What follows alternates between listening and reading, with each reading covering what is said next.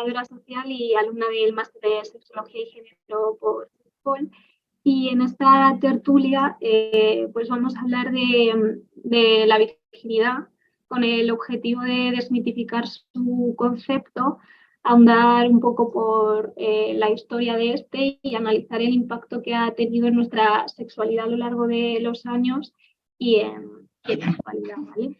Vale, bueno, antes de empezar también quería aclarar que en muchas ocasiones me voy a referir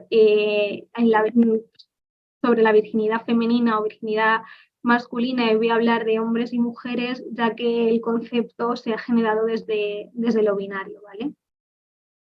Entonces, para comenzar, vamos a empezar analizando el concepto de virginidad. Y etimológicamente esta palabra proviene del latín, de la palabra virgo, cuyo significado es mujer joven o doncella. Ya de primeras podemos ver cómo el concepto nace relacionado con la figura de la mujer.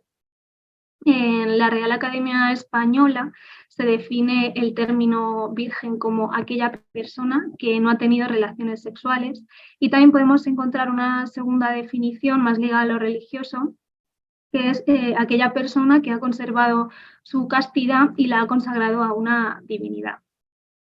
También me ha parecido interesante traer los sinónimos y antónimos que podemos encontrar en el diccionario Word Reference sobre la palabra virginidad. Estos son inocencia, pureza y doncellez, y los antónimos son impureza, lujuria y deshonra. También llamativos los sinónimos que se encuentran de desvirgar, como palabras como desflorar, de nuevo deshonrar, incluso violentar o violar.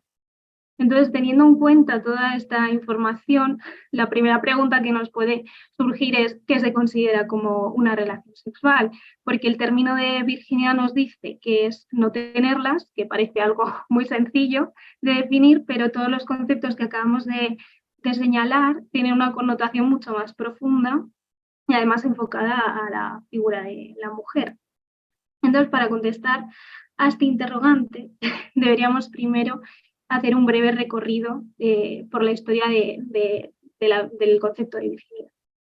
Y es que generalmente se cree que la idea está relacionada con el cristianismo, pero esta existe desde hace mucho tiempo atrás y también en otras religiones. Por ejemplo, si nos remontamos a la antigua Grecia, ya se empieza a crear ideales en torno a la virginidad. Párcenos es el término griego para indicar el estatus de una mujer virgen, y podemos señalar figuras virginales como de la mitología griega, como Artemisa, Atenea o Este. ¿Y cómo se ve a la mujer en esta época? Pues filósofos que conocemos todas como Aristóteles o Platón, entre muchos otros, representan a la mujer como un ser sexualmente ambicioso e incontenible. Y entonces esta peligrosidad de la conducta de la mujer dio como resultado tratar de controlarla y vigilarla. Y la castidad fue una herramienta para conseguirlo. El fin último era controlar la fecundidad, sobre todo. En la cultura romana, antes de Cristo, aparecen también figuras virginales, las llamadas vírgenes vestales. Eran sacerdotisas de la diosa Vesta que durante 30 años tenían que mantener su voto de pureza y castidad, y si lo rompían eran castigadas cruelmente, incluso llegándola a enterrarlas vivas y llegar a fallecer. ¿Y qué pasa con las mujeres corrientes, no? Pues debían llegar vírgenes al matrimonio, no podían conocer el placer, pues si no, se les estaba induciendo al adulterio, y esto era un símbolo de impureza. Y obviamente era muy diferente la idea de la virginidad masculina, esta era inaceptable, y era muy frecuente ver a hombres muy jóvenes ir a burdeles. Y al final, como os decía, el control que querían tener con la herramienta de la virginidad era controlar el adulterio.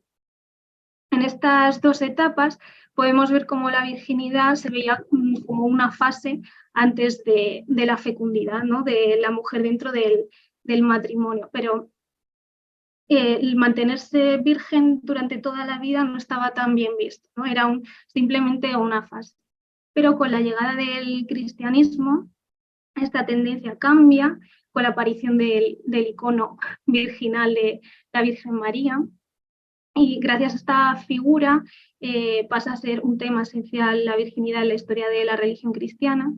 Y esta es, la Virgen María es concebida sin pecado original, se mantiene virgen antes, durante y después del nacimiento de su Hijo Jesús. Y esta, por tanto, es la principal novedad que trae, que aporta la virginidad cristiana, que es ese carácter definitivo y vocacional. Se eleva el estado virginal a un valor divino y es considerado como el estatus más sublime, el grado más sublime de la vida religiosa. Y para aquellas personas que quieren consagrar la vida a Dios, se les impone esta virginidad. Se asocia el sexo al pecado y la desobediencia, y solo está permitido dentro del matrimonio heterosexual con un enfoque reproductivo. Una de las figuras que podemos encontrar en la Biblia, que es muy opuesta a esta figura de la Virgen María, es la figura de Eva. Eva es la pecadora, la que nos condena a caer en la tentación del demonio, pero ya viene la Virgen María para traernos la esperanza y la salvación de poder llegar a ese estatus. Más tarde, en la época medieval, la Iglesia se instauró e impuso una visión teocéntrica de todas las normas, lo que supuso que la sexualidad estuviera completamente reprimida. Se impone el matrimonio como única posibilidad para mantener relaciones, y esta debe ser, como antes, exclusivamente con fines reproductivos. La mujer siempre tiene que responder de manera activa y aceptar en todo momento mantener la relación, y de alguna forma la virginidad era una herramienta para controlar sobre todo la descendencia. Se aseguraban que los hijos o las hijas que tuvieran eran suyos, de su marido. Con el paso de los años, la idea que podemos encontrar de la mujer, como en la antigua Grecia, en la cultura romana, o la figura de Eva, de un ser completamente salvaje, que no se puede reprimir, va cambiando muy poco a poco, pero sobre el siglo XVIII da un giro totalmente diferente. Sobre todo en la época victoriana, en las clases medias altas, la mujer pasa a ser una figura muy discreta y meramente pasiva. También podríamos decir que tiene un papel reactivo, porque solo podía rechazar o aceptar las proposiciones del cortejo. En el cortejo los hombres le hacían una proposición y ellas no podían tener esa iniciativa, simplemente aceptaban o rechazaban. Y esta capacidad de rechazar la proposición es lo que les daba valor a las mujeres. En este momento se creía que la mujer tenía una capacidad moral superior a la del hombre para rechazar las tentaciones sexuales, o ese era su deber. Y un factor que interviene en esta idea es el romanticismo que se cree que mueve a las mujeres. Y obviamente la figura del hombre era totalmente contraria, no podía frenar sus impulsos, y además la virginidad de la mujer se identifica como un regalo, un tesoro que se debía entregar a su marido. Y esto sirve como una prueba para medir su masculinidad. Pues tenía mucho mérito que una mujer que por deber moral va a rechazarte, acepte tu proposición y se entregue a ti. Entonces, como hemos visto, a lo largo de los siglos, esta idea de virginidad no ha sido siempre la misma, ha tenido matices, pero todas tienen una cosa en común, y es que han servido para controlar la sexualidad de la mujer. Y para poder comprobar que ésta estaba obedeciendo, que era totalmente pura y virtuosa, han ido existiendo diferentes formas de testear esta virginidad. Ya, por ejemplo, en la antigua Grecia se crearon formas para poder detectar que una mujer fuera virgen.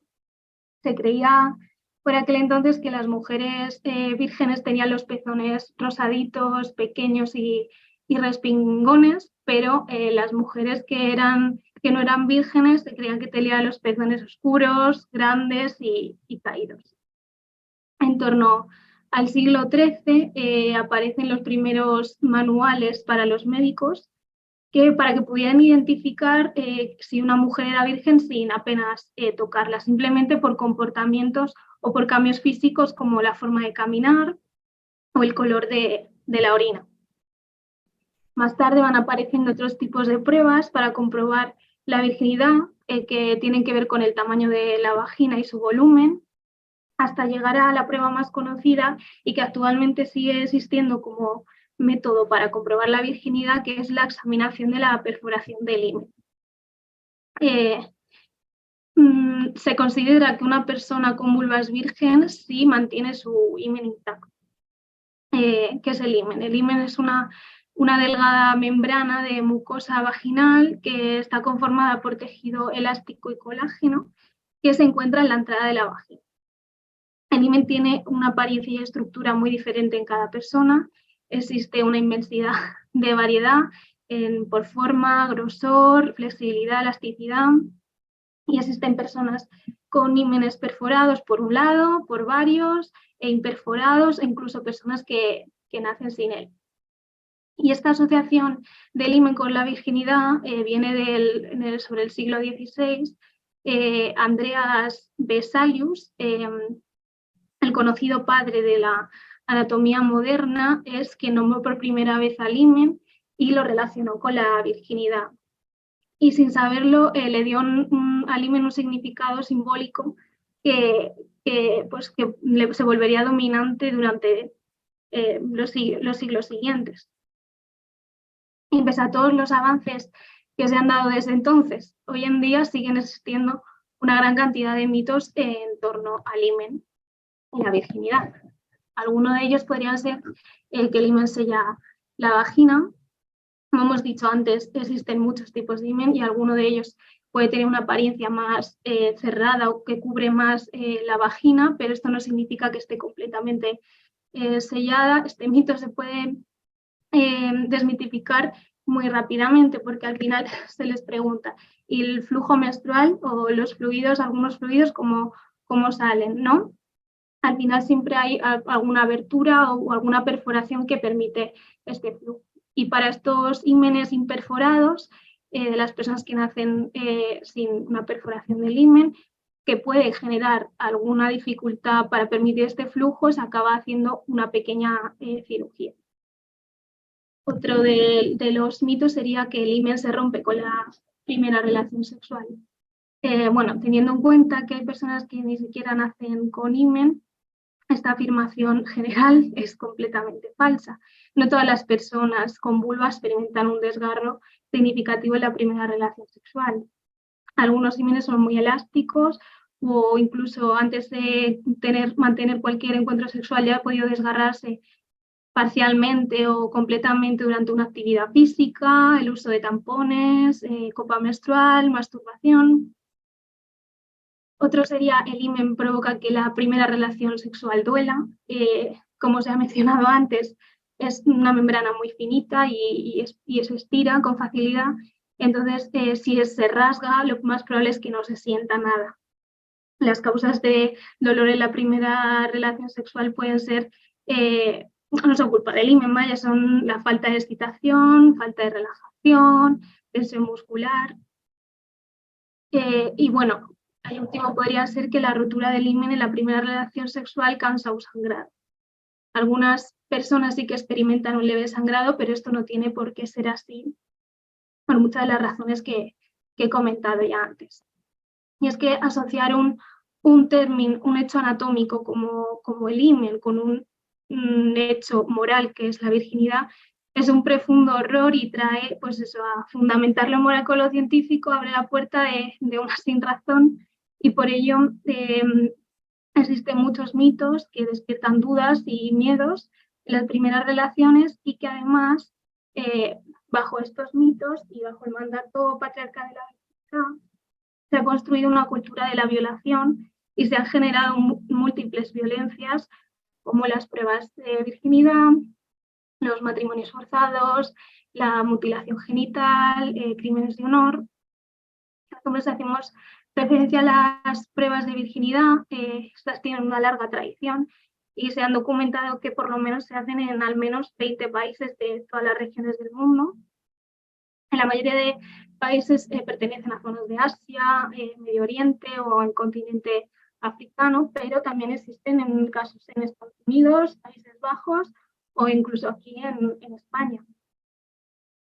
La mayoría de personas que son sometidas a estos test se les ha hecho en contra de su voluntad y a menudo forzosamente, por varias razones, a veces por petición de los padres para ver si son aptas para el matrimonio, pero también se puede dar incluso demandas de empleadores para determinar si son aptas para un trabajo. Además, en algunas regiones es frecuente que los profesionales de salud realicen estas pruebas de virginidad a víctimas de violación, supuestamente para determinar si ha habido esta violación o no. Y obviamente estos exámenes no solo son una violación de los derechos, sino que pueden causar un dolor adicional. La OMS y la ONU piden fervientemente que se ponga fin a esta práctica porque no, es innecesaria, no tiene validez científica y puede ser humillante y muy dolorosa. También aparece aquí la violencia psicológica. Muchas mujeres son amenazadas, chantajeadas emocionalmente para cumplir con las expectativas de la virginidad y se enfrentan a una presión de sus familias para mantener su estatus y para casarse, y si no cumplen estas expectativas se pueden encontrar con sufrir graves consecuencias. Una de estas graves consecuencias puede ser el crimen de honor. Es un asesinato llevado a cabo por los propios familiares de la persona que consideran que ha desprestigiado a la familia por un comportamiento inadecuado. Y bueno, se justifican por eso, porque la pérdida de virginidad es la pérdida de honor de la familia y de esa persona, de la mujer. Y en ocasiones la violación también supone la pérdida de honor y una simple sospecha también origina el crimen.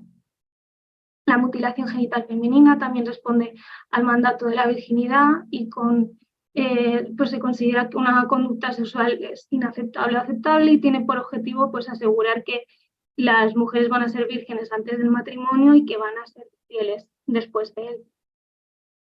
Además, también se ha creado todo un mercado en torno a la virginidad y existen cirugías que reconstruyen el himen de muchas jóvenes y o sea, estas se llaman himeneoplastias, tienen como objetivo eso, reconstruir la membrana del himen, y generalmente las mujeres que solicitan este tipo de operación son por motivos culturales o religiosos. Muchas veces se defiende esta reconstrucción del himen como la recuperación de la dignidad perdida. Y todo este tipo de violencia se sustenta debido a la existencia de la violencia estructural y simbólica que hay en nuestra sociedad. Las normas, las leyes y el sistema perpetúan esta opresión y discriminación. Existen leyes restrictivas sobre la sexualidad femenina. Hay una gran falta de acceso a la educación sexual integral, falta de servicios de salud reproductiva, y se silencia muchas veces a las voces de mujeres o de personas que han sufrido este tipo de violencia en los espacios de toma de decisiones. Entonces, teniendo en cuenta todo esto y remontándonos a la cuestión que nos ha traído hasta aquí, de qué se considera una relación sexual, analizando la historia del concepto, las conductas derivadas, ¿no? Podemos ver que cuando se habla de una primera relación sexual o la pérdida de la virginidad, se alude a relaciones con penetración. Por tanto, estamos hablando de un término sumamente coitocentrista que reduce las relaciones sexuales a penetración pene-vagina. Las prácticas sexuales como sexo anal, sexo oral o masturbación no se contemplan como actividades con las que puedas perder la virginidad. Es decir, que solo pierdes la virginidad cuando un hombre con pene mantiene relaciones coitales con una mujer con vagina. Además, es un concepto heteronormativo, pues bajo su mandato solo se conciben relaciones heterosexuales y dentro del matrimonio con un objetivo reproductivo, y sin duda es un concepto patriarcal que ha nacido para someter y controlar la libertad sexual de las personas con vulva.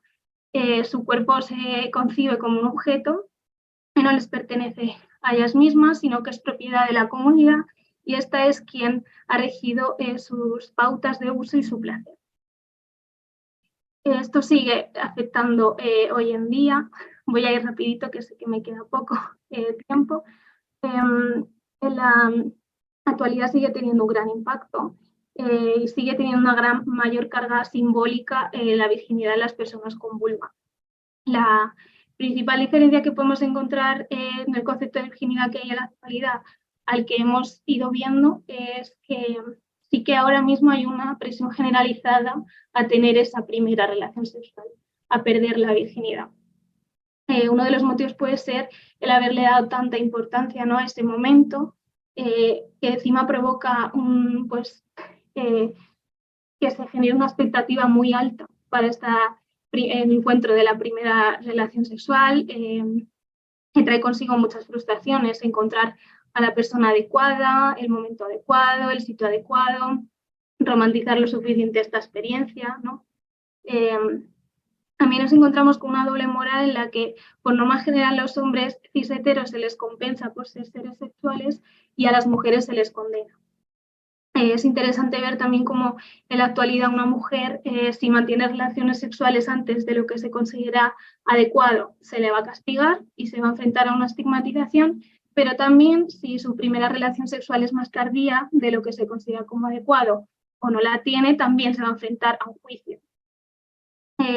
El hombre cis también se va a ver afectado, aunque por norma general no se va a juzgar tanto con quién y cómo mantiene su primera relación sexual, sí existe una presión porque dé comienzo, cuando da comienzo su primer encuentro sexual y que quiera tenerlo. Pues espera que todos los hombres tengan esa inquietud, ¿no?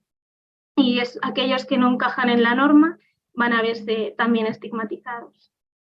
Esto genera que muchas personas sientan presión por iniciarse, por mantener relaciones sexuales o, por el contrario, abstenerse, y puede experimentar sentimientos de culpa, vergüenza si no cumplen esas expectativas. También sigue muy presente la idea de virginidad como un trofeo que consigue el hombre. Siempre se aplaude que un hombre consiga una conquista.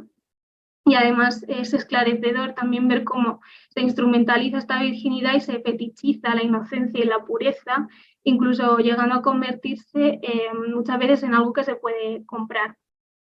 Y bueno, obviamente todas las personas que no entran dentro de lo binario y la heteronorma también van a verse afectadas por esta concepción, ya que no se encuentran dentro del mandato. Esto va a generar que muchas personas tengan dudas en torno a su sexualidad y a las primeras relaciones.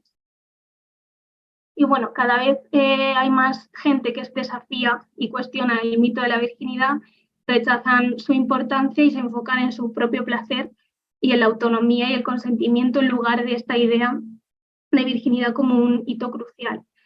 Y para concluir, y a modo de reflexión final, recordar que el concepto de virginidad no es un concepto médico ni científico, sino que es un constructo social y que se ha convertido en un mero instrumento para controlar la sexualidad de las personas con vulva. También recordar que cada individuo tiene derecho a decidir cuándo y cómo desea vivir su sexualidad y que no hay una forma correcta o incorrecta. Es algo personal, subjetivo, y que no tiene que estar sujeto a presiones externas o estereotipos culturales. Y para ello es necesario acabar con estos mitos, los estigmas asociados a la virginidad, que perpetúan esta desigualdad de género y la discriminación, y imponen expectativas y juicios diferentes en función del género. Aludo a eso, promover una educación sexual basada en información veraz, precisa y libre de prejuicios, que empodera a las personas para tomar decisiones informadas sobre su cuerpo y su vida sexual. Y bueno, espero que de alguna forma se haya entendido todo lo que envuelve este concepto y la importancia de eso, de desmitificar y acabar con su uso. Y nada, pues agradecer la asistencia y vuestra atención.